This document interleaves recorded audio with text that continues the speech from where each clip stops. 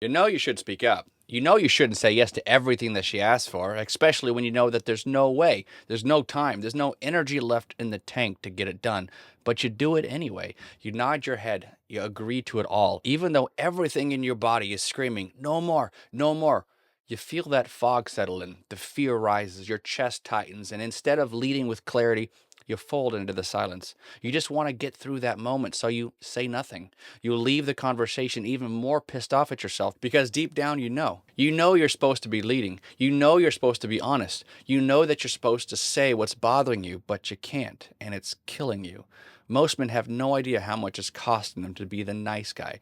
They think that they're agreeable enough or they're selfless enough, helpful enough, that if they just keep their head down and avoid conflict, eventually it'll all pay off. She'll come around, the tension will fade, the distance will close. They think that they're doing the right thing by keeping the peace. But what they don't realize is that what they call keeping the peace is actually sacrificing their leadership, themselves. They stop saying what they think. They avoid expressing what they want. They stop setting boundaries, all under the belief that pleasing her will keep the marriage afloat. But you can't build polarity through passivity.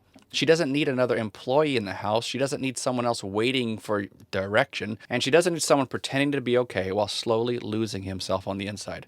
She needs a man who can lead her through the chaos, not control her, but contain her. Create safety through an anchored presence. Be the banks to her river so that she can finally relax into her feminine, instead of constantly feeling like she has to carry the emotional weight for both of you. And yes, she is responsible for her own happiness. So here's the epiphany.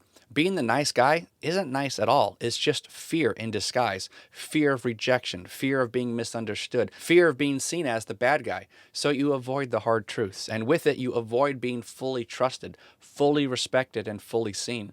The old belief says, if I sacrifice myself, maybe she'll love me again. But the truth is, if you abandon yourself, she'll never feel safe to follow you. Because she doesn't want perfect, she wants presence. She doesn't want a puppet, she wants polarity. And the only way that that's going to happen is when you stop waiting and just start leading. Not with force, but with grounded certainty. That's what brings back the spark. That's what restores polarity. That's what helps her soften. That's what brings the edge back. And so, if you've been living in that silent resentment feeling like no matter what you do is ever enough, take the first step towards leading yourself again. Take the power and perspective assessment. It'll show you exactly where you're off track and what it actually looks like to lead with strength, clarity, and presence. If you'd like to take the assessment, DM me 77 and I'll send it your way. Stay asleep or wake up. Your choice.